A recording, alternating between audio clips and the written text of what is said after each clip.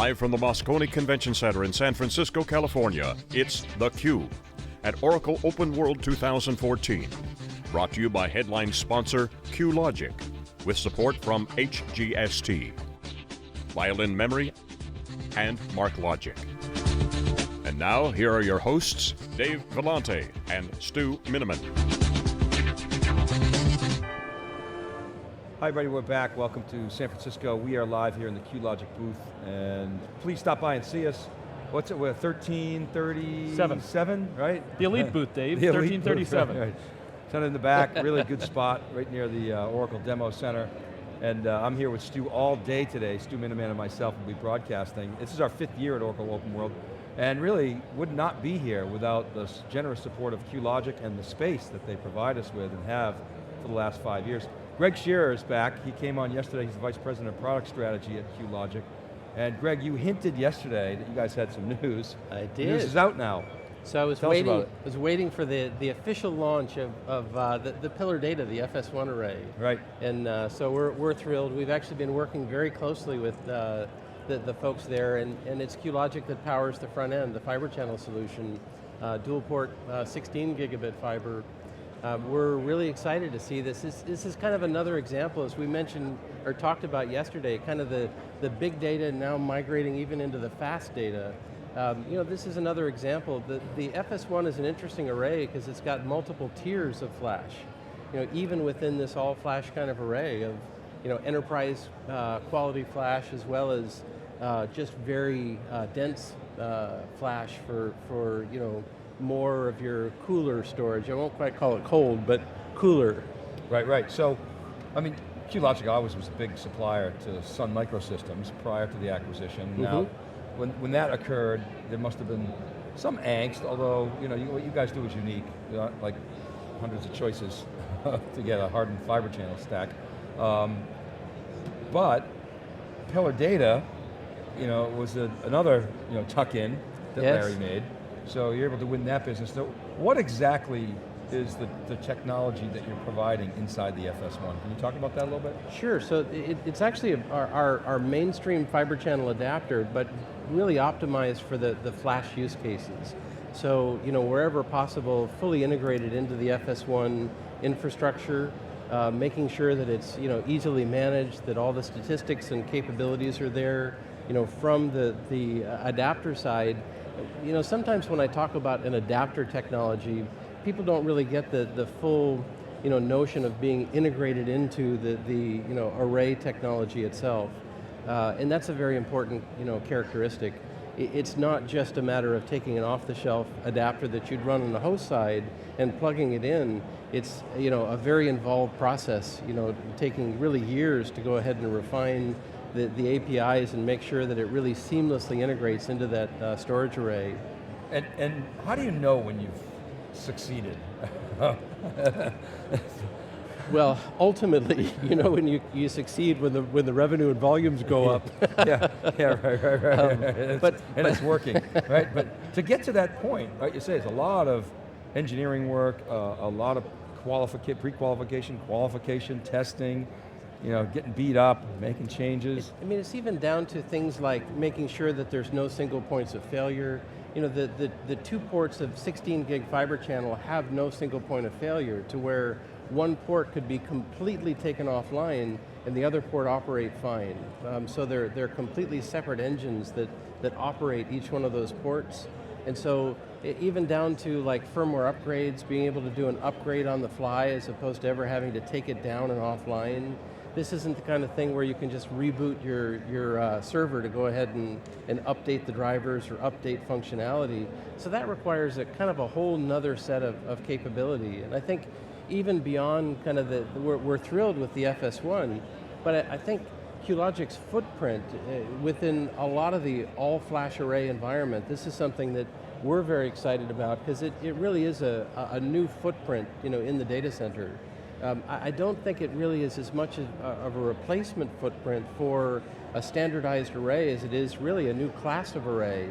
And we're seeing really wonderful growth in that class. The Ion Accelerator is another example that's here in the show floor. I think it's the SanDisk product, but in the Dell booth. and that's powered on the front end by QLogic Fibre Channel as well. Okay. So Greg, if we look at Wall Street, they're always saying, when is Fibre Channel going to die? One of the things that I think surprised a lot of people is the all-flash array market, which is a huge growth, seems to have a really strong affinity with Fibre Channel. I'm wondering if you could talk, beyond just QLogic, but why is an all-flash array so well suited for a Fibre Channel SAN environment? No, that's a great point, because I think we've been very excited to see that, because I think the growth of Fibre Channel, certainly in the all-flash arrays, but even in general, the latest release, the Grantley launch that Intel has just finished, we've seen a really large uptick across the board, by the way, both in our Fibre Channel products and in Ethernet. So it's very exciting to actually see that take place on both fronts. But I think to get back to your question, Stu, on the all-flash arrays, if you think about an all-flash array, it's a purpose-built array that's built around the premise of being dedicated bandwidth, very fast, efficient, and it's a single purpose from a storage device. It's really to gain access to data as fast as possible. Some of the converged environments really aren't as good a fit as a dedicated network, the way Fibre Channel is, because from a quality of service, you really have one quality of service, that's your storage capability, that's the only thing that it's used for. And it turns out that even the latency characteristics of Fibre Channel within this environment are actually quite good. And so I think it's all those things, in addition to Fibre Channel turning the crank, getting to 16 gigabit, and the Gen 6 Fibre Channel has not only a roadmap, but there's I think we announced that we'll be sampling before the end of the year with 32 gig capable products. So there's legs on that Fibre Channel product as well. Well, yeah, let's talk a little bit about kind of the future of Fibre Channel. With Gen 6, everybody's lined up. It's 32 gigabit Fibre Channel, or I can put 4 of those together, get to 128 gig. What I've heard when I talked to Emulex, they said, this is it. Gen 6, last generation that we're going to do development on.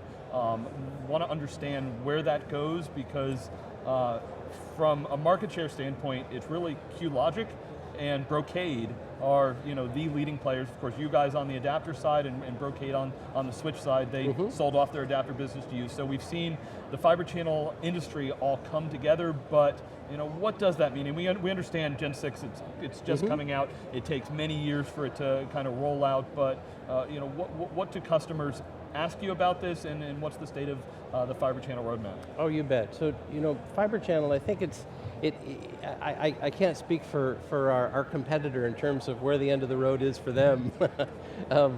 We see 64 gigabit Fibre Channel as something very viable, looking at it in terms of not dual lane like the 50 gigabit Ethernet, but this would be with a PAM4 style approach, so a multi-bit encoding per cycle, and being able to look at a 64 gigabit lane. We think that this is something very attractive in the future for redundant environments that want 2 ports of Fibre Channel. This is kind of the same basic ideas we're seeing on the Ethernet side with 50 gigabit, even though that's not an IEEE standard yet. It may be evaluated, but there is a consortium that's looking at it right now. And so that's a very important forward-looking aspect of Fibre Channel as well. In terms of, is there a speed grade beyond 128 gigabit, I would probably say that from a next generation standpoint, we may be able to reduce the lanes from 4 lanes down to 2 lanes. And that would be something, again, that increases the radix of your switches, reduces the overall cost. So I think it's way too early to call the death of a technology, especially when we're, as you say, years away from really seeing 128 gig. We think we'll certainly deploy as an ISL from a switch uplink standpoint first. The endpoints are still a little bit away from being able to take that in. Some of this is really based on PCIe Gen 4 and their availability that's out a ways to be able to do a dual port 128 gig, and then look at, instead of 8 lanes, in order to accomplish dual port 128 gig, doing that in half the number of lanes. So I'd say we're looking, at another 10 years worth of product rollout. Yeah, Greg, and absolutely, I'm not calling for the death of Fibre Channel. Don't quote me on that, but yeah, 10 years is a long time in this industry, and as we've talked about many times, networking often takes 10 years to get anything going. So if we go back to Intel's launch of the Grantley models. Talk about what that means on the adapter side, because Greg, we've been talking for the last couple of churns and said on Ethernet, is this going to be the churn that actually gets me 10 gig at the edge? And what does it mean? And it's multifaceted from what's going on at the PCI bus to what's happened to the applications and how many cores. I mean, it's complicated, but what does Grantley need from an attached standpoint?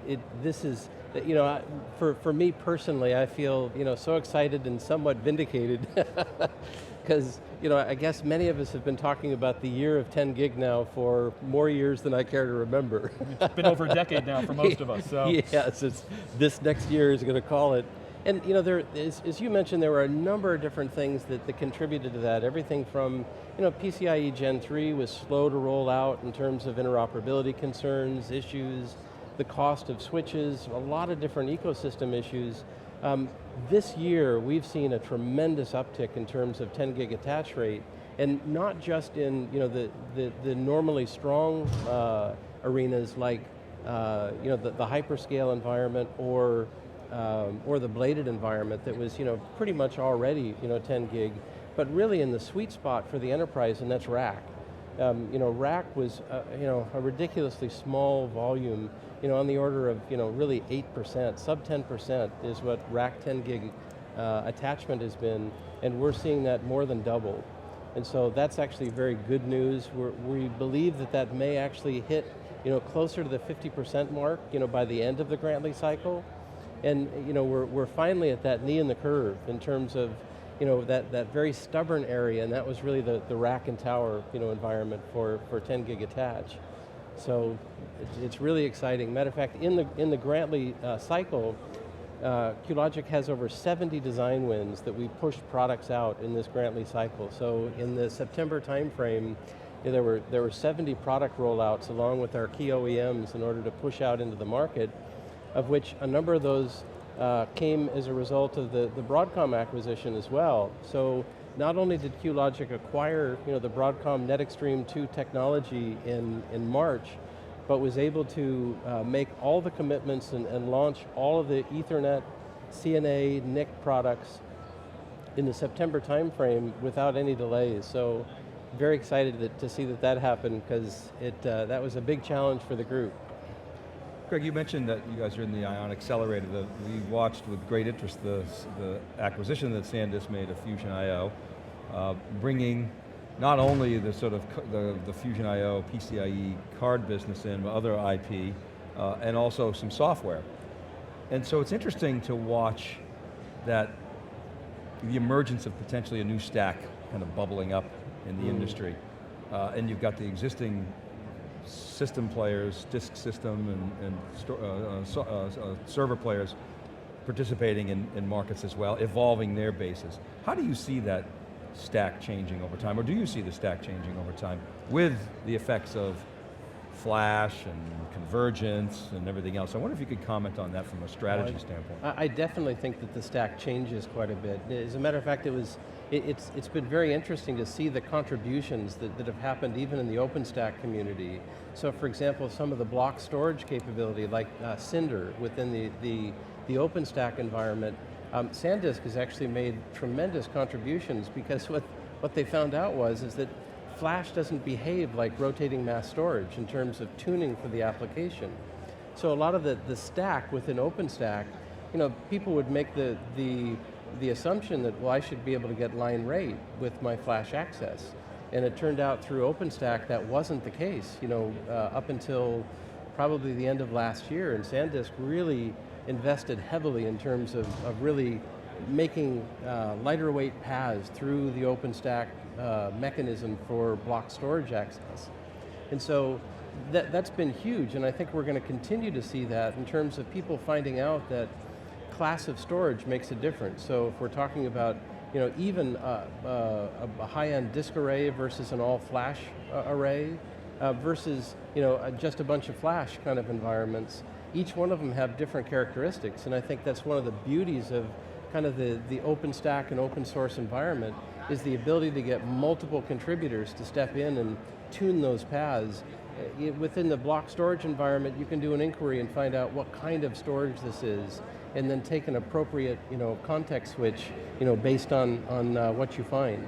I remember I was talking to some alpha geek, and again I say that with all due respect, maybe a year or so ago, maybe it might have been 2 years ago, and he was describing, to your point, he was talking about Linux, and old programmers remember the sort of paging and swapping days, where you'd actually use, I don't know, whatever it was, a drum or a spinning disk to extend memory, because memory was such a limited resource, and then memories got bigger, and everybody sort of stopped worrying about the paging and swapping code.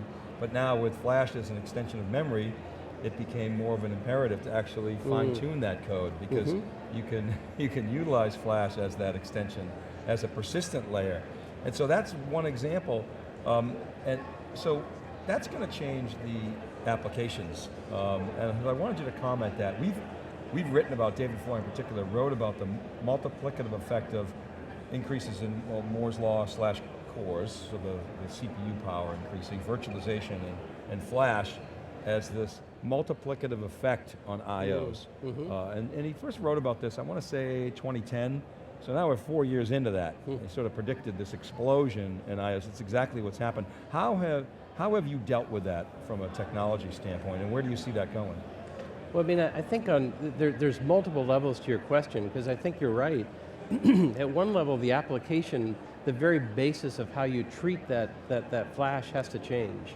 Because today, for the most part, everybody treats flash like it's just a block. It's a block storage device of some kind. But I think there are certainly a lot of new endeavors now to look at it as a memory extension, as you mentioned. And sometimes that memory extension might be located on your PCIe bus in the form of NVMe, so a PCIe card, or it might be an all-flash array that just has fast access or enterprise-grade flash access. And I think even down to the whole notion of NVMF or NVMe over fabrics. There's two different tracks for that. One over Ethernet and RDMA-based fabric that I think we're going to see a lot more of. And I think that, and also over Fibre Channel, and the T11 committee is looking at doing something very similar, NVMe over Fibre Channel. And both of those have at their core the idea of really separating, taking the value proposition that we see from NVMe and being able to have a shared resource that's out on the network somewhere. And I think that's good for both block storage, as well as assuming that the latency can be kept down to a fairly minimal latency increases. It can be looked at as a remote memory as well, a remote shared memory. So this notion of a fabric, and now Stu, we're talking about whole server SAN scenario. That's a dramatic change in the way in which sort of the SAN evolved, and it, you see SAN revenues attenuating, and Stu, you've written about this, you forecast it with David Floyer. It's interesting. It's a ways out still, but it's interesting to see how that might evolve. Yeah, Greg, actually I got a question for you.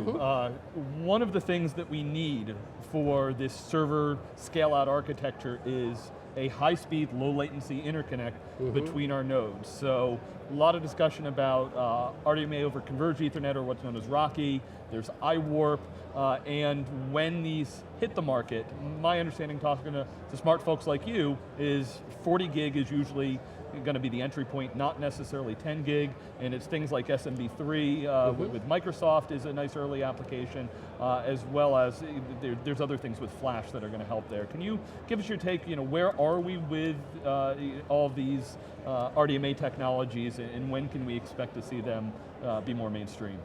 I mean, so this is a fascinating area, because you're right, it really is at the crux of the explosion of this whole fast data mechanism, and that's, how can we disaggregate flash? Because we all know we can get very fast flash access if that flash is physically plugged into our server, but then we... Say fast flash 5 times, right? Yeah, try that. But so now the idea that within the enterprise wanting to distribute that, how do we distribute that and still gain the benefit? And I think things like using RoCE, RDMA over converged Ethernet, is a great use case. There's a RoCE version 2 that's a routable layer that's being added onto RoCE to allow it to be used in more of a, I hate to talk about low latency and routability in the same sentence, but lets it be used in more of a metropolitan or a wide area as well. And you mentioned the last one in terms of iWarp. Well, iWarp is a bit of an enigma in that it's been probably the longest RDMA protocol that really has been very thinly adopted. I still think it has a fair amount of merit, and as a matter of fact, we're excited because our architecture can support any of those. So we don't have to make a choice between RoCE versus, it's RoCE and. Now, and I say RoCE and because RoCE really is the de facto RDMA standard in terms of Ethernet, and 40 gigabit is really where it starts, although I'll put a little bit of a twist on it in that some of the 25 gigabit work that's recently done, there's a tremendous amount of interest, especially in the hyperscale environment, for front-end access. Certainly the back-end access, we're well beyond even 40 gig in some of these environments where we have a few customers now that are saying, even dual port 40 gig is not enough. We want single port 100, and they're ready to deploy that today for very, now these are not the mainstream, these are very high-speed back-end storage use cases, but they're all RDMA based. SMB3, great example, and there's many other emerging RDMA file systems as well. Bigger, better, smarter, faster. Sounds easy, but it isn't, is it? There's always a bumpy road along the way. All right, Greg, listen, thanks for coming back on theCUBE, and congratulations on the announcements and the design wins, and I know we'll see many more, but we'll be watching you guys, so appreciate your time. Thank you. All right, keep it right there, everybody. We'll be back with our next guest. Right after this is Dave Vellante and Stu Miniman. We're live from Oracle OpenWorld at Moscone. Be right back.